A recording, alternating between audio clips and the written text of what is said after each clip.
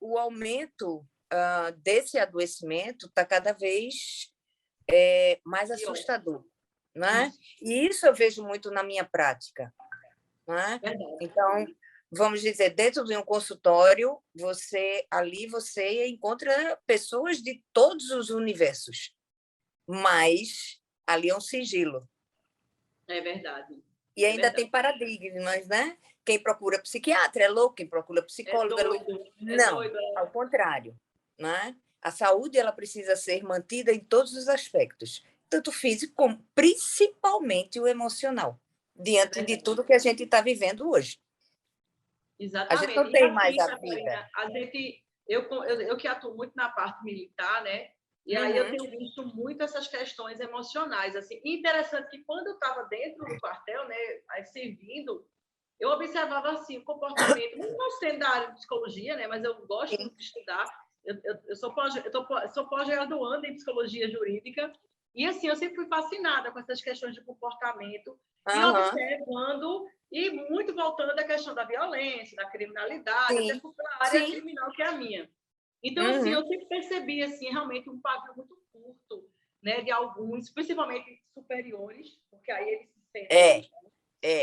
Né? Então, aí gosta de humilhar, tem um prazer, sabe? Eu via um coronel lá que me marcou profundamente. Ele tinha prazer em humilhar as pessoas. Ele tinha, assim, um verdadeiro, sabe? Ele achava aquilo o máximo. E ele chega a ter aquele olhar sarcástico, sabe? Então, era muita coisa assim que me marcava, de vários tipos de comportamento. Mas uma coisa muito forte lá é a depressão. Muito, muito, muito forte. Muito. Veja. E é um tema que você vai falar agora. E a depressão hoje, ela é uma doença, tá? Que mais acomete as pessoas mundialmente. Perfeito. Perfeito. Né? E aí, por isso eu estava dizendo, eu amei aquela tua pontuação, que eu acho que vale a pena dar um ênfase, tá? Pronto, pode deixar, a gente fala. Eu só vou atender aqui uma campainha. Vá-se embora, eu já estou por aqui.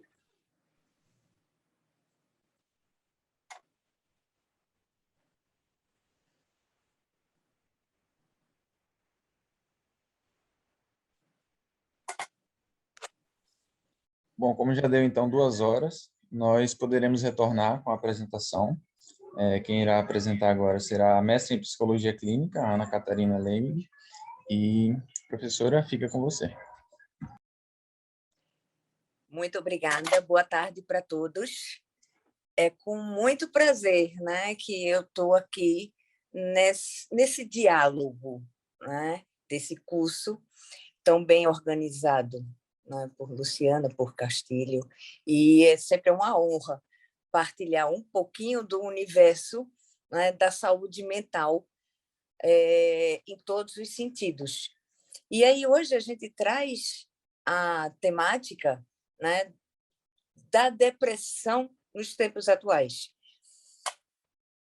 E aí a gente cada vez mais observa, principalmente eu na minha área de trabalho, né, observo bastante o quanto a depressão ela vem crescendo assustadoramente. E muitas vezes ela é negligenciada. Existe um estigma, antes da gente adentrar mesmo, né, nesse tema, de que depressão é algo vivenciado pela pessoa e essa pessoa, muitas vezes, ela tem a dificuldade até de expressar o que ela está sentindo ali. E muitas vezes ela se cala. Então, a gente começa a observar as mudanças de comportamento. E quando eu falei estigmas, é que eu gosto sempre de trazer algo que eu venho vendo muitas postagens. Depressão não é frescura, ao contrário. Depressão é uma doença realmente psiquiátrica seríssima, aonde a gente precisa cada vez mais se apropriar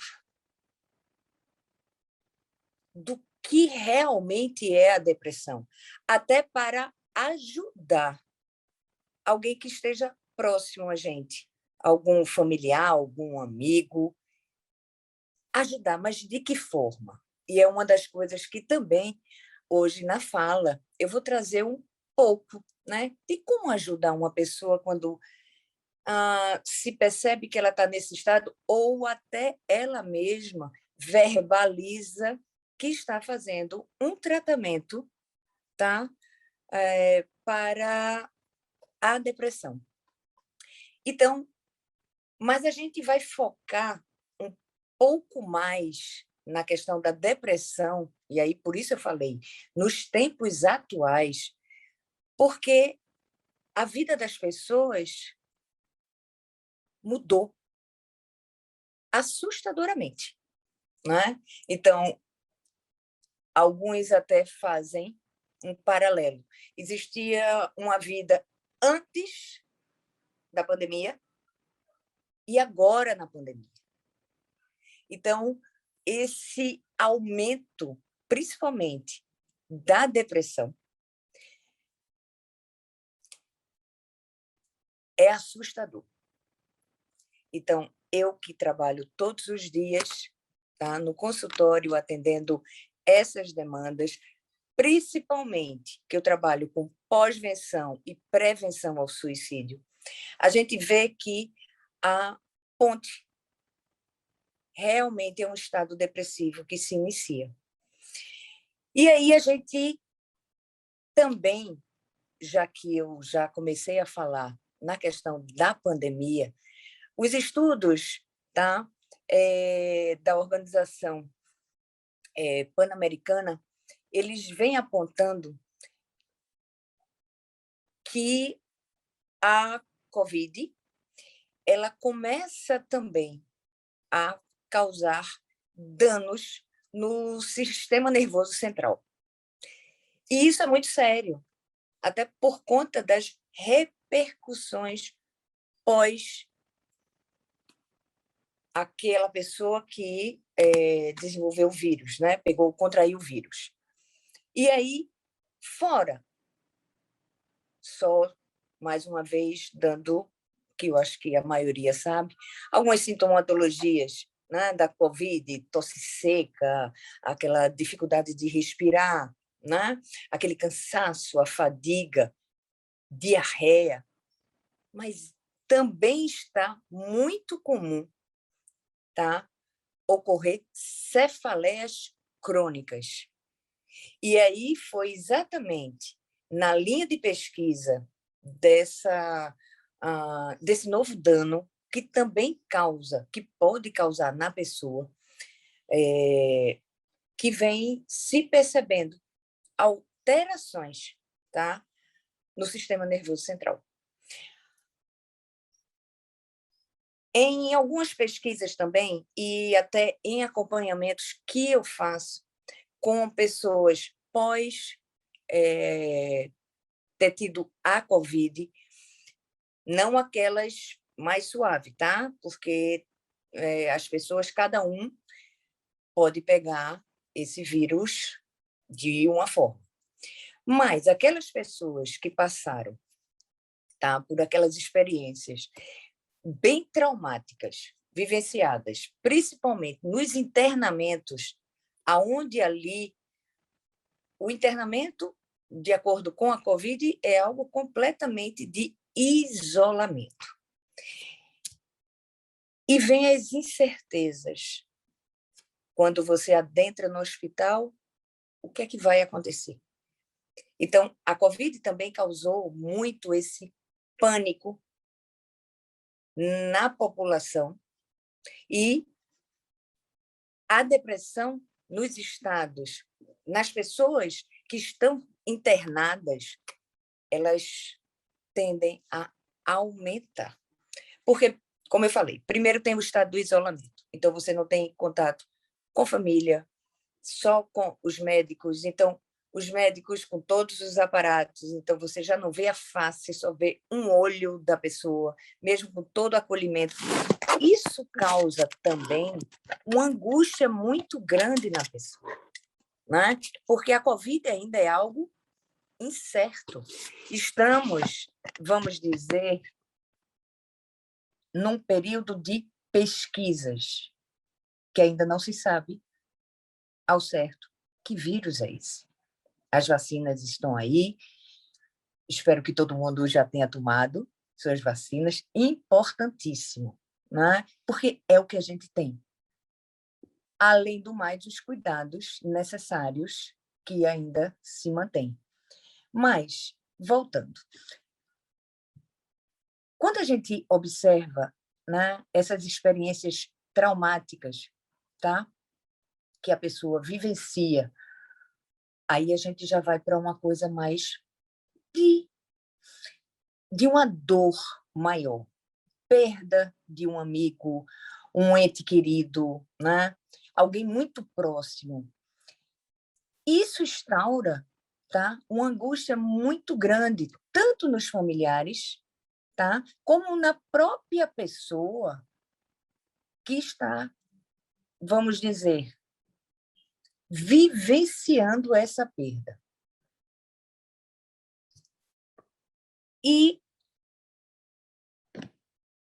essa mudança abrupta de rotina, né, que a gente vivenciou mais drasticamente no início da pandemia, onde, como eu ressaltei, ninguém não sabia o que era. Então, todo mundo teve que ficar literalmente trancafiado em casa, saindo para algo muito específico, fora aquelas pessoas linha de frente que realmente precisavam estar ali naquela tarefa árdua e que muito desgastante.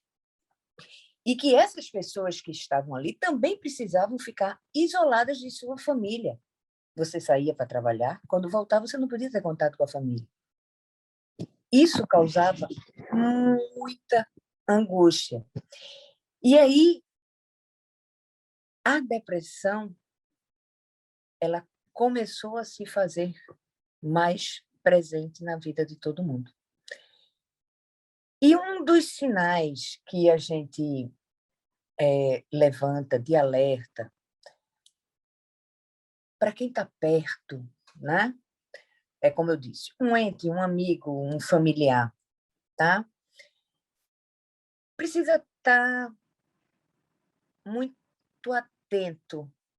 E é interessante que também com a pandemia as pessoas passaram a conviver mais dentro de suas casas. Então, de repente se percebe que não conheço direito essa pessoa, mas é uma pessoa que eu convivo todos os dias. Mas, de repente, eu começo a olhar para essa pessoa.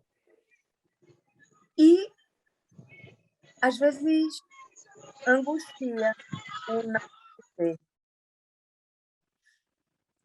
Isso também causou muita mudança no comportamento das pessoas.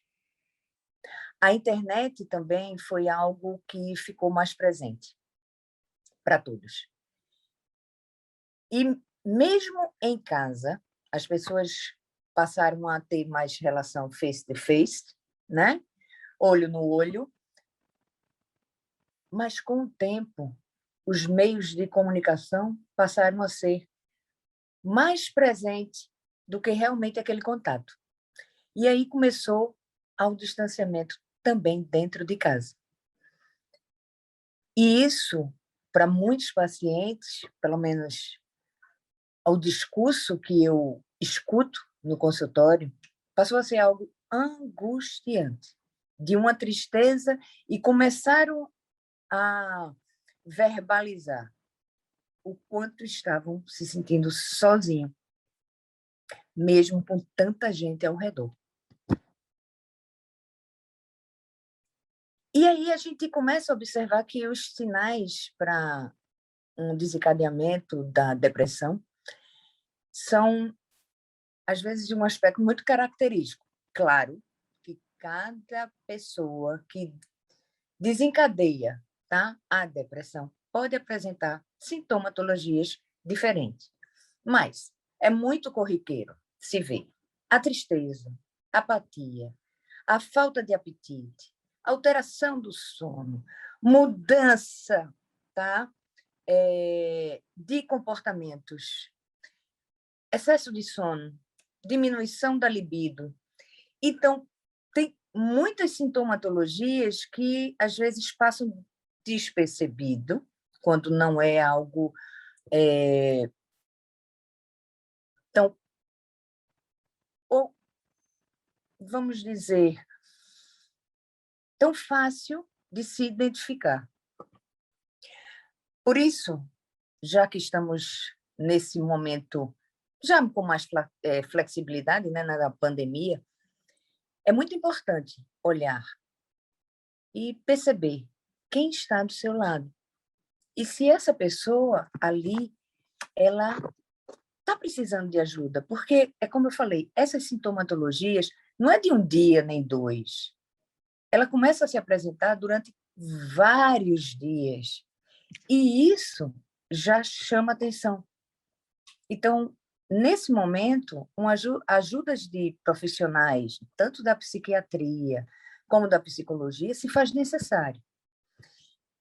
E aí a gente entra em outro estigma. Quem procura psicólogo, quem procura psiquiatra é louco. Não, não é louco. Ao contrário. É uma pessoa que está se permitindo se cuidar. Porque a gente cuida do físico, mas é necessário a gente cuidar da saúde mental. Porque o físico ele vai ficar muito melhor se a gente tiver a saúde mental também boa, né? Gente, eu estou vendo algumas perguntas que vão chegando e aí passa muito rápido. Se puderem repetir, né? Para eu poder identificar, e aí eu também, durante a minha fala, eu já vou fazendo essas pontuações, tá? Vamos lá. Dentro da depressão, e aí quando ela desencadeia, por isso eu estou dizendo que, e eu gosto de ressaltar cada vez mais nas minhas falas, é preciso muito olhar um outro com afeto, com leveza, com carinho, porque esses sintomas, às vezes, eles são muito, eu vou usar a palavra superficial, tá? Mas se tem uma continuidade, ele já deixa de ser superficial. Muito sutil, sim, bem sutil. E que a gente precisa, como eu falei, estar muito atento para mínimas coisas. Às vezes, até palavras repetidas. Às vezes, até numa brincadeira. Ou em músicas. É muito interessante como algumas músicas e que a pessoa começa a escutar com muita frequência e alto, ela está falando da pessoa e o outro não percebe. Acha que ou é uma sofrência ou é uma ruedeira. Não. Ela está falando dela. Então, algumas palavras de desânimo, tristeza, eu fico muito atenta e, principalmente, eu tenho o hábito de dizer, não dá para negligenciar. Além do que você observa, algumas frases. Eu não vejo mais sentido em estar aqui. Eu não sirvo para mais nada. Então, a negatividade no discurso das pessoas se faz presente. Então, é necessário ficar muito atento, né, a mínimas coisas, para poder ali ajudar o outro ou então se ajudar. Literalmente, a pessoa também precisa querer se ajudar, e que não é fácil, tá? A maioria chega, principalmente para os atendimentos, porque a família leva, não porque quer.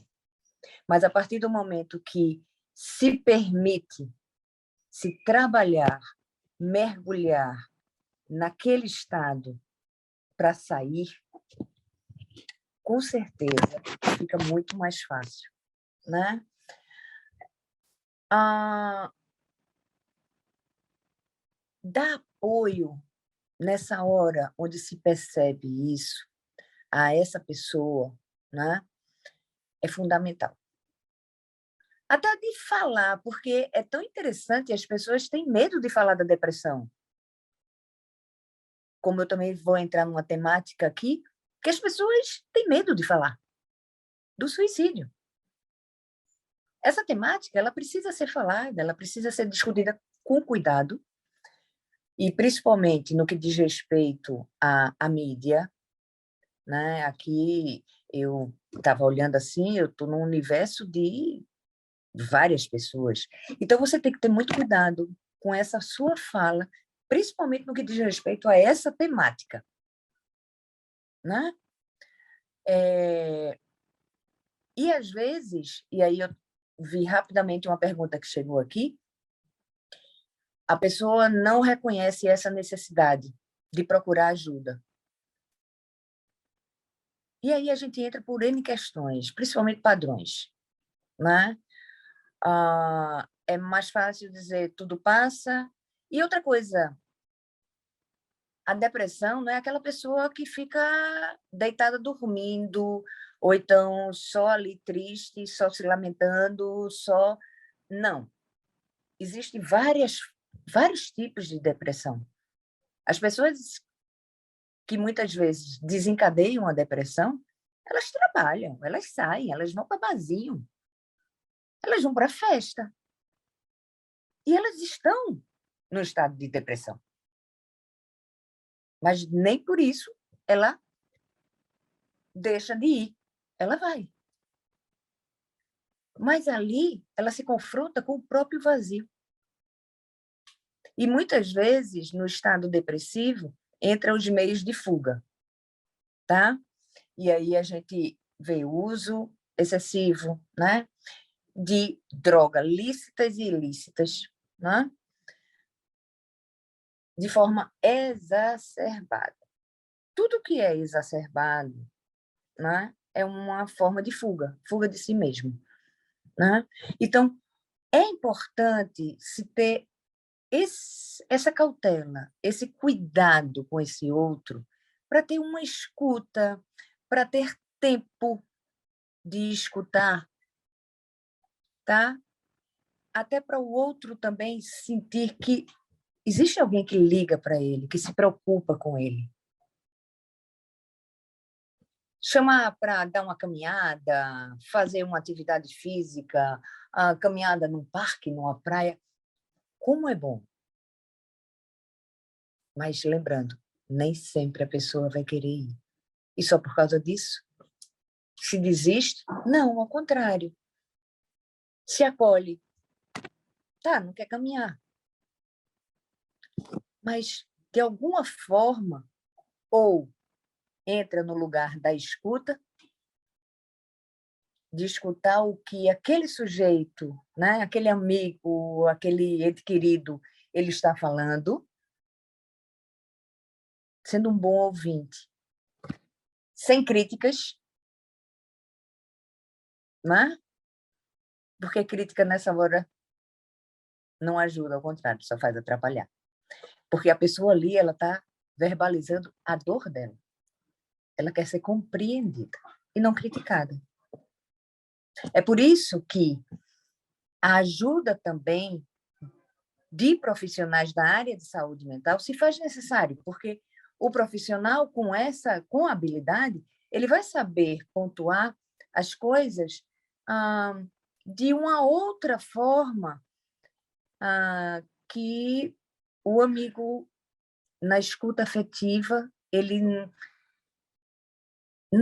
às vezes tem a dificuldade de fazer, né? Até porque a gente trabalha com resgatar-se, se perceber de outra forma. E isso não é só no estado depressivo, não. Eu digo que seria necessário todo mundo fazer terapia, que o autoconhecimento é fundamental. Mas aí, até por conta do tempo também, a gente entrando na parte do suicídio, O suicídio, hoje, ele vem crescendo de forma assustadora. Como eu falei, eu trabalho com pós-venção e prevenção do suicídio. Pós-venção, tá? A família que vivenciou, tá? Essa é uma fatalidade, tá?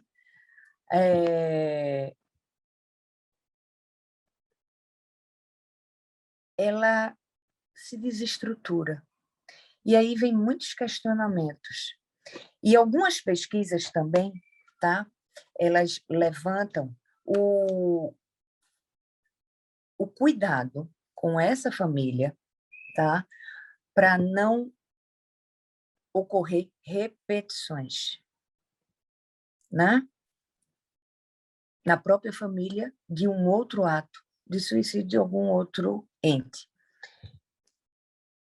Para vocês terem uma ideia, de acordo com a Organização Mundial Pan-Americana, aliás, a Pan-Americana, né?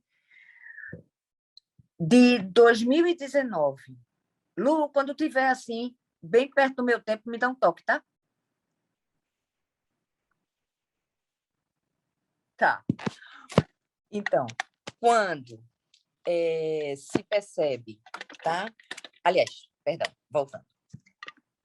As pesquisas indicam que de 2019 em diante, tá?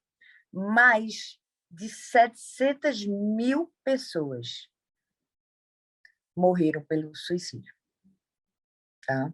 Então, essas estatísticas, elas também indicam que homens, eles são num número maior do que as mulheres.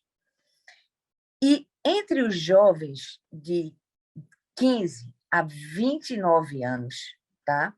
O suicídio foi a quarta causa, tá? De morte depois de acidente de carro, tuberculose, né? Que ainda persiste, e violências interpessoais, né? Do tipo homicídio.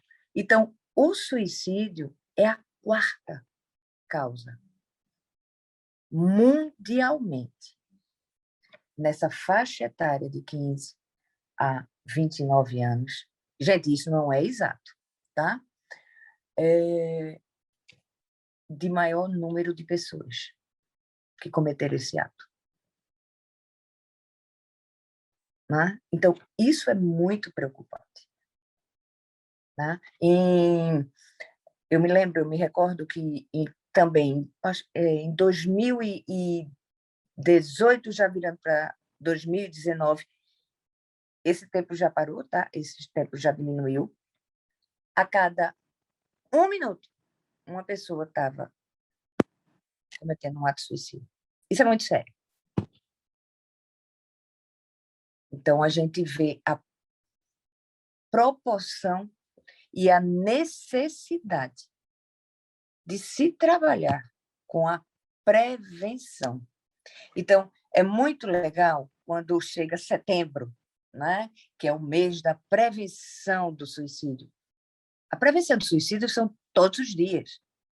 Eu trabalho com prevenção do suicídio todos os dias. Mas é uma temática que tem um estigma muito grande para se falar. Mas é como eu falei, se deve falar, mas com cautela, sabendo o que vai se falar, até para não estimular mais os atos. Por isso, o incentivo a procurar profissionais da saúde mental é importante. O diálogo com a família, quando se atende, principalmente adolescentes, né, e jovens, é fundamental. Ana, mas conversar com a família só nessa faixa etária? E aí eu vou bem mais além. Não, é em toda a faixa etária. Quando chega para mim a prevenção, quando eu estou falando, é alguém que tentou E aí é o que a gente chama errou a mão. Então, ali, ele vem para resgatar-se. A gente tem que trabalhar com a família inteira, porque entra também, isso eu observo, um pânico generalizado na família. Então, fica o receio de novas tentativas, né? Entra um movimento, e que essa família precisa ser orientada de como aprender a lidar com essas questões, né? Por isso eu disse, deve-se ter muito cuidado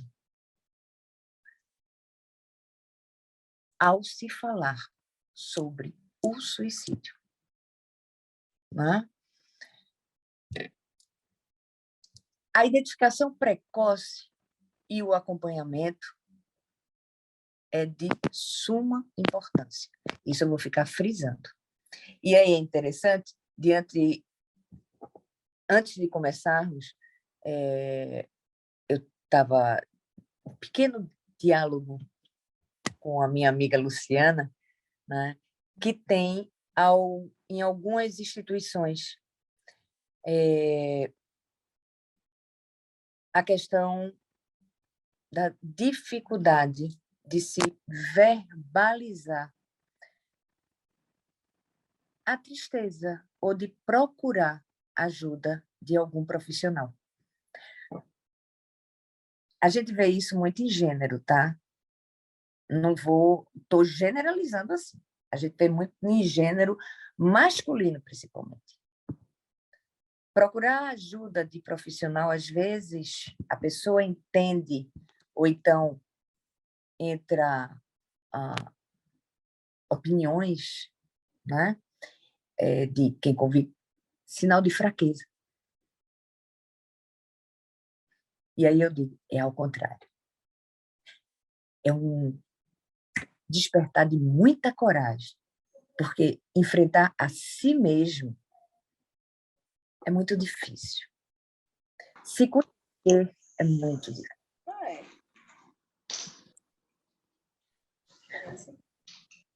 Lu, quer pontuar alguma coisa?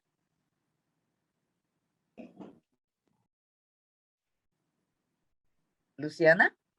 Quer pontuar alguma coisa? Não, é porque eu bati aqui sem querer. Tá. Então, é difícil o autoconhecimento, mas é necessário. Principalmente, vou repetir, vivemos numa época ainda de pandemia. Quando é que a pandemia vai acabar? Não se sabe. E a angústia é generalizada.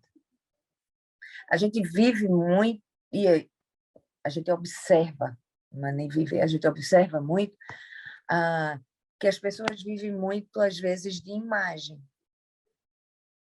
É mais fácil aparentar que está tudo bem do que demonstrar que tem uma falta ali, que tem uma angústia ali, que ela precisa ser gritada, ela precisa ser cuidada.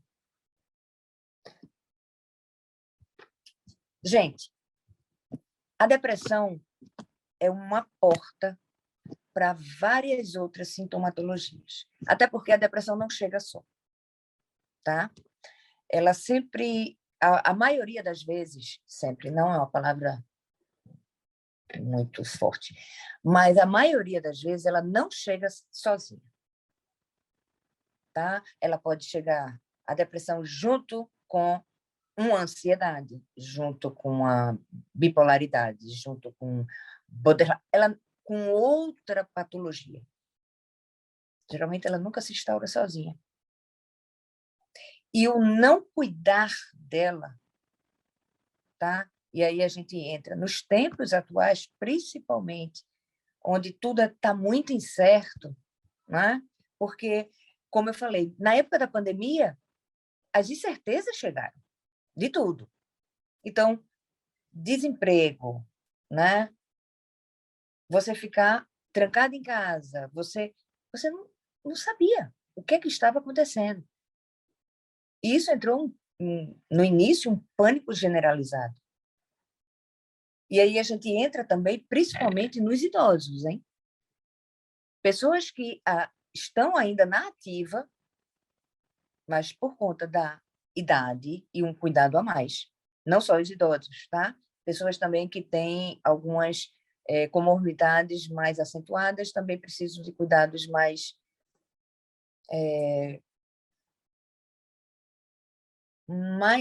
vou usar a palavra concreto.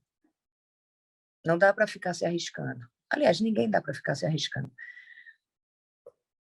Isso causa muita angústia. A gente perdeu o direito de ir e vir, de repente. Agora estamos voltando. Aos poucos estamos voltando. Em alguns lugares, parece que nem existiu.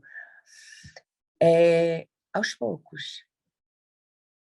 E aí a gente se pergunta, né? Está na hora de se perguntar. Será que eu me conheço mesmo? O que é que tudo isso mudou? O que é que eu preciso refletir sobre estar vivo nesses tempos atuais? O que é que eu estou fazendo por mim? Então, são indagações, às vezes, que se tornam necessárias nos dias atuais.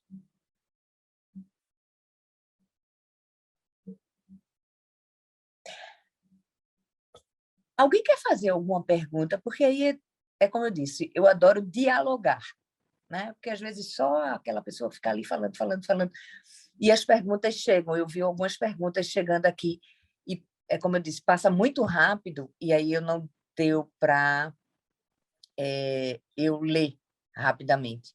Assim, opa, já tem alguém levantando a mão. Lorena, tá. Esses impactos desestruturantes, né, que você colocou. Como eu falei anteriormente, esse isolamento, né, causa uma angústia na pessoa. E, às vezes, ela se percebe numa tristeza e, às vezes, até num estado de vazio. Né? Então, que desestruturação? Tem de várias formas. Lembra que eu falei das sintomatologias que a gente percebe quando a pessoa começa a desencadear um estado depressivo, né? Apatia, mudança de comportamento, de humor, né? Sono, né? Um desvalor de si mesmo. Né? Então, essas são as desestruturações psíquicas mais percebidas. Não sei se você, vi algum tempo atrás que aumentou. Que desestruturação? Não sei se eu respondi, Lorena. Seria interessante o áudio. Boa tarde, professora doutora. Então, eu falo acerca da desestruturação familiar, como um acelerador nesses processos, né? Quais são as estatísticas, a importância? Excelente. Como eu havia pontuado, a gente vive muito numa sociedade do vazio, tá? Onde as pessoas hoje elas não interagem no falar. A internet entra muito aí, esses smartphones entram muito aí. Então, a gente vive muito numa sociedade do vazio, onde você está no mesmo contexto, dentro de casa da família, às vezes você percebe que você fala com o outro mandando um WhatsApp. Isso eu escuto, tá? Se você sair, for para algum restaurante ou shopping, alguma coisa, a pessoa está do seu lado, está no celular.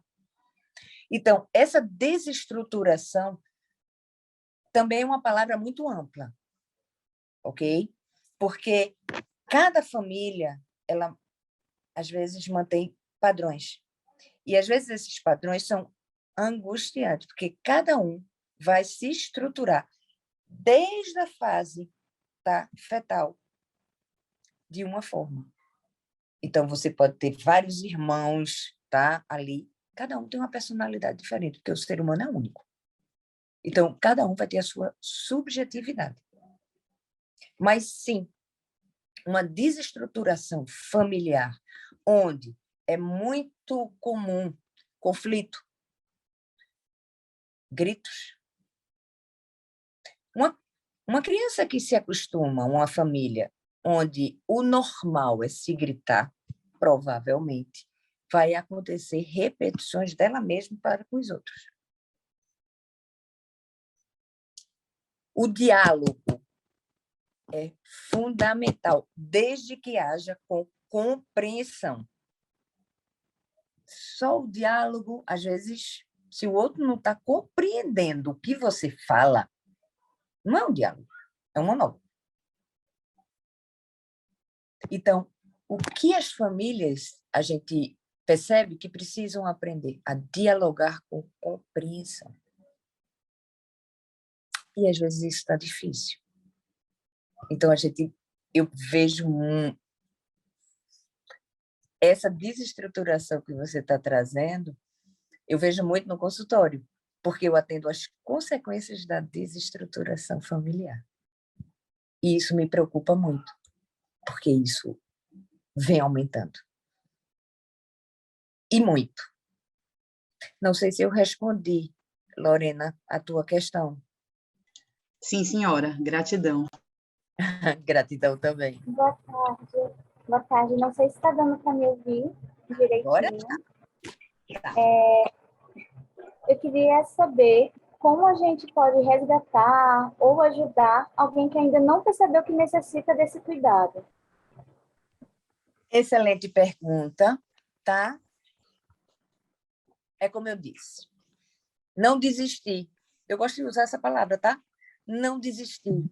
Sempre estar ali nesse diálogo com essa pessoa. De alguma forma.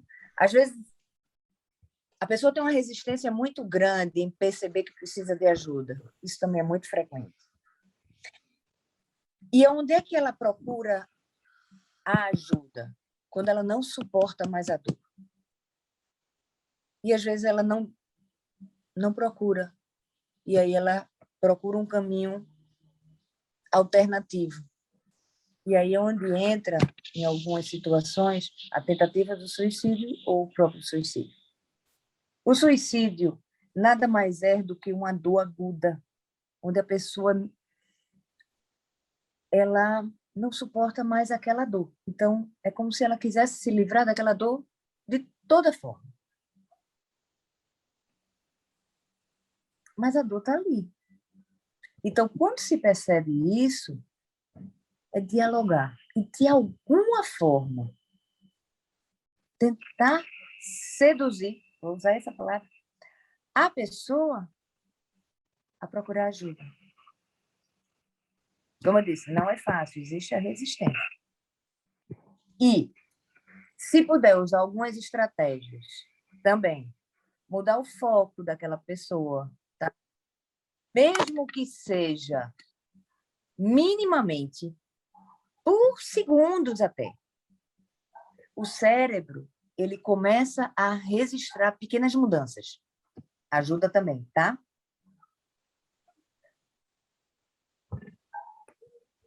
E se a pessoa só desejar relatar como ela está se sentindo, como eu falei anteriormente, ser um bom ouvinte. Então, frases como: isso passa. Você é melhor do que isso. Deixe sua besteira. Isso é coisa da sua cabeça. Precisam ser evitadas. Se a pessoa está precisando falar, deixa ela falar. O máximo, e aí é onde eu sugiro que você pode dizer: eu lhe entendo. Não sei se eu respondi a tua pergunta. Respondeu sim, professora, muito obrigada. Nada. Tem alguém que levantou a mão também aí, querendo falar. Boa tarde, doutora. Tudo bem com a senhora? Tudo Então, bom? tá bom. Eu tive, né, momentos de depressão em decorrência de um relacionamento abusivo Uhum. que eu sofri. A gente vê que a gente vai para o relacionamento abusivo quando a gente passa por um momento muito difícil e você acaba conhecendo uma pessoa que te agrada e você acaba não percebendo isso, né, na vida. E Uhum. depois você percebe depois com as atitudes, em momentos de depressão. Mas Sim. essa não é a minha questão principal. A questão principal é a questão do bullying e o suicídio. A gente tem visto que o bullying tá fazendo com que esse aumento, com que haja um aumento de suicídios entre os jovens dos 13 aos 17 anos, que é o período que eles estão no final do ensino fundamental e ensino médio. Uhum. A gente tem visto isso, e isso, com as redes sociais, potencializa muito. E eu vejo que eu também sofri bullying, e eu vejo que se não fosse a conversa em casa, se não fosse o apoio da família, o estar juntos, o vamos sair dessa. Graças a Deus, eu tive uma família que, quando eu sofri bullying, mudou de escola, tomou atitudes necessárias e tudo Excelente. mais. Na época, nós não tínhamos as redes sociais.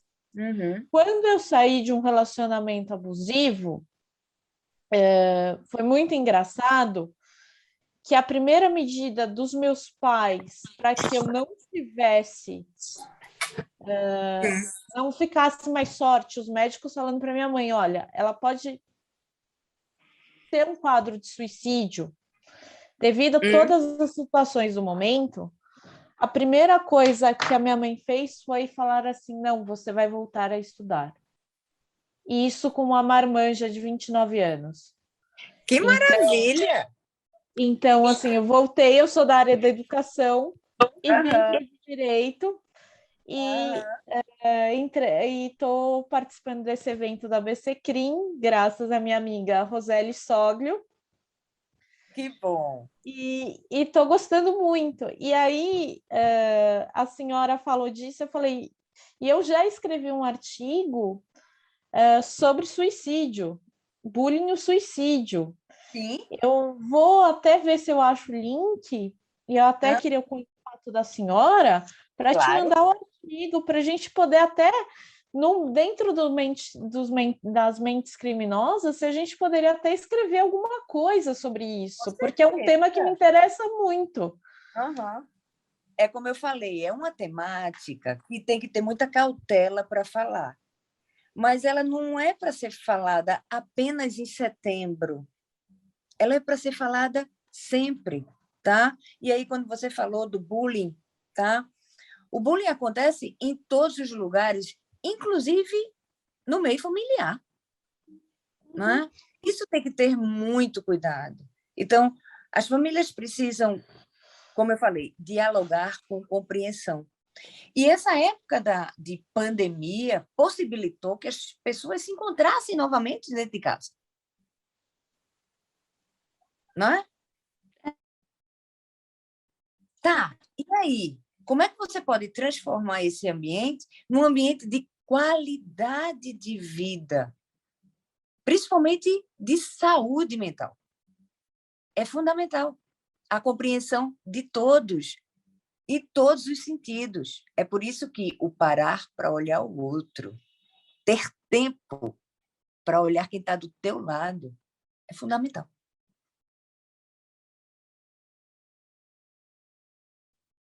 Mas eu só tenho que agradecer a sua pontuação. Foi fantástica, e isso dá outro debate, hein? Dá outro curso, outro congresso, dá N coisas, né? O bullying é uma coisa muito séria, né? Ele precisa também ser trabalhado a prevenção, porque ele desencadeia patologias, e às vezes desde pequenininho na criança, e muitas vezes não é observado. Mas ele E às vezes você vê que quem pratica o bullying tem muito mais problema Sim, familiar do que. Desculpa, eu tô levando por essa questão, porque assim, eu acabei vendo isso na prática.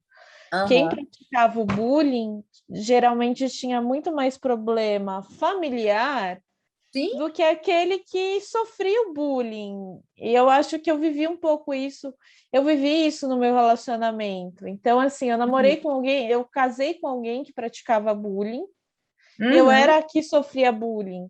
E quando uhum, eu fui ver, quando eu pego hoje para analisar as estruturas familiares, por mais que uhum, eu seja filha de pais separados, uhum, eu tenho muito mais estrutura sim, do que essa pessoa que praticou bullying a vida inteira e os pais são aham, casados. isso. Olha só, agora eu vou fazer só uma ressalva no que você está dizendo, duas coisas. O que é que a gente observa também, tá? Existe em algumas pessoas, como eu disse, não vamos generalizar, a gente tem que ter muito cuidado com as palavras. Existe a perversidade. Isso é um ponto. O outro, que muitas vezes você vê que aquela pessoa que pratica o bullying, tá? Ou então aquela pessoa que vive criticando um outro, apontando defeitos. E isso.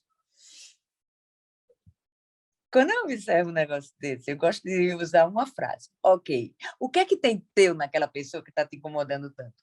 Porque a outra pessoa está espelhando algo que é teu, não é dela. Então, de vez de você compreender isso, você vai agredir o outro. É mais fácil. Freud explica isso muito bem, tá?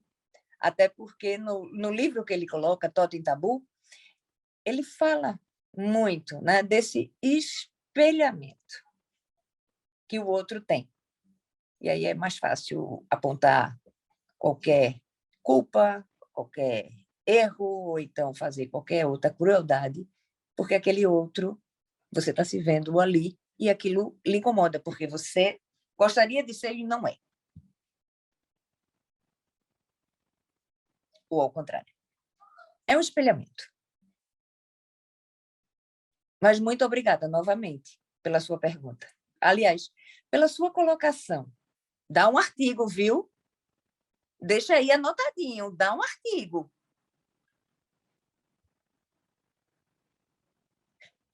Mais alguém, que eu estou vendo por aqui pelo tempo, que a gente está com um tempo curto, mais alguém quer entrar nesse diálogo, que eu gosto tanto?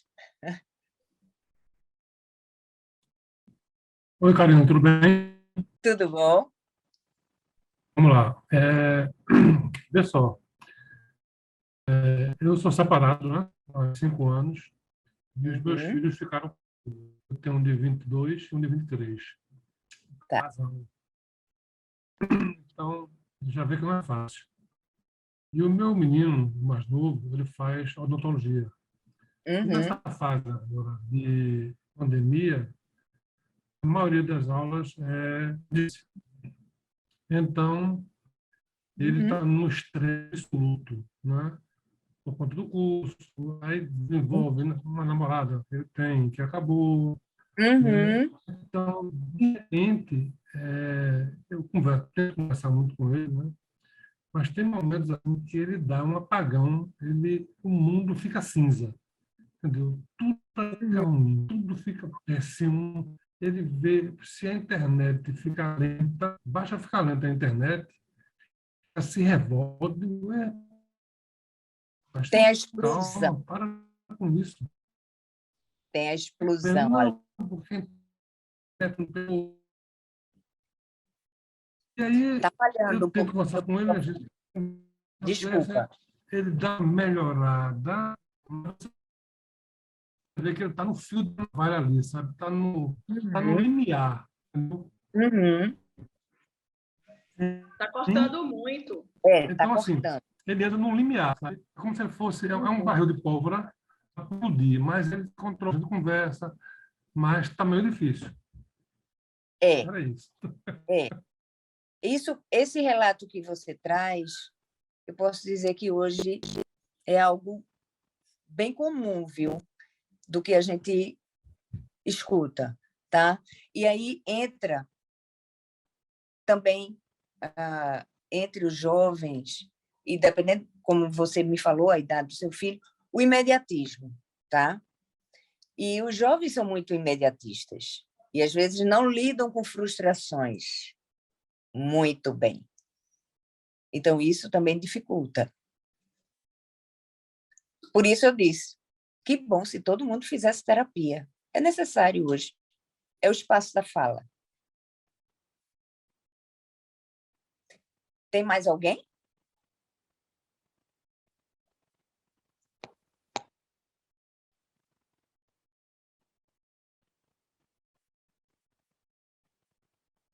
Tem mais alguém para dialogar? Lu, quer posicionar alguma coisa?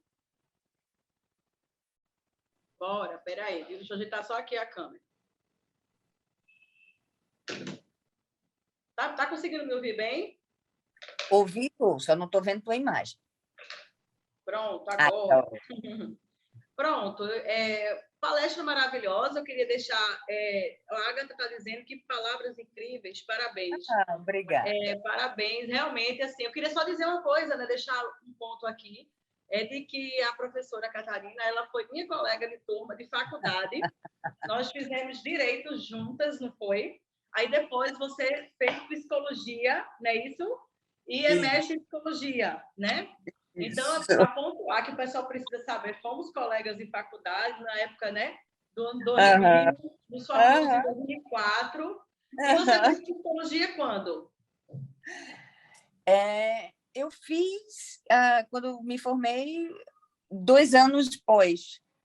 Em 2006, mais ou menos 2007, eu entrei, que a angústia era muito grande de entender um pouco mais o sujeito.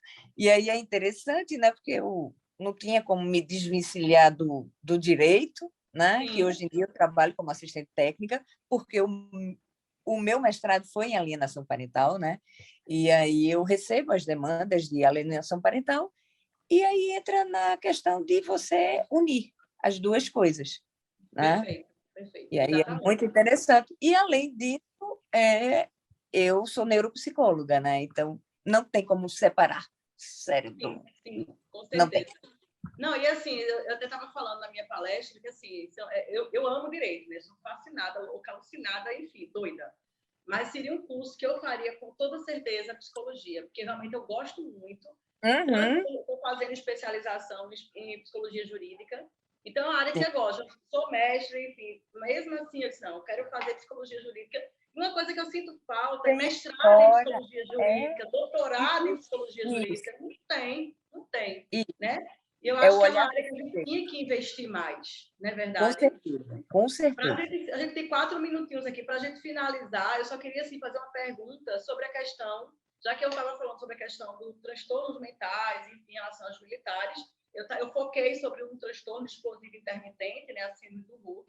Porém, eu cheguei a mencionar que eu sempre via, né, vários transtornos assim, com relação aos meus clientes, né? A questão do borderline, depressão, transtorno de ansiedade generalizada é bem frequente, né, bem forte. E eu queria assim, que você se pontuasse essa questão em relação à depressão, em relação ao militar. Só para fechar, qual é o teu ponto de vista? Recebeu já alguns pacientes? Me conta um pouquinho, só para a gente fechar. Pois é, eu recebo, tá? Eu recebo pacientes, tá? Nesse contexto, também militar. Mas é meio, como eu falei, existem alguns padrões, né? Até institucionais, que você procurar uma ajuda, tá? De um profissional, às vezes dá um estigma que, se alguém souber, de fraqueza, né? E, assim, por estar na instituição, tá? Bem senso comum, às vezes te coloca nesse lugar de não, você tem que manter aquela imagem e deixar de ser humano.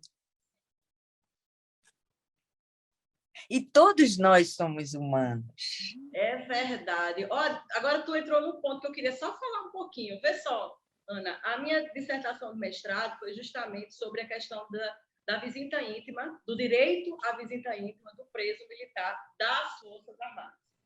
Né? Uhum. Porque, só para deixar um ponto, a questão de ser humano, ele ser uma pessoa antes de tudo. Isso.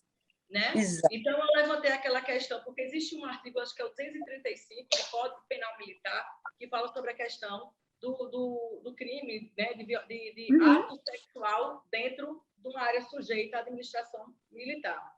E aí se nega o direito à visita íntima do preso militar das Forças Armadas, porque se ele fizer, né, tiver a visita íntima, por exemplo, com a esposa, ele estaria praticando crime, ato sexual, dentro de uma área sujeita à administração.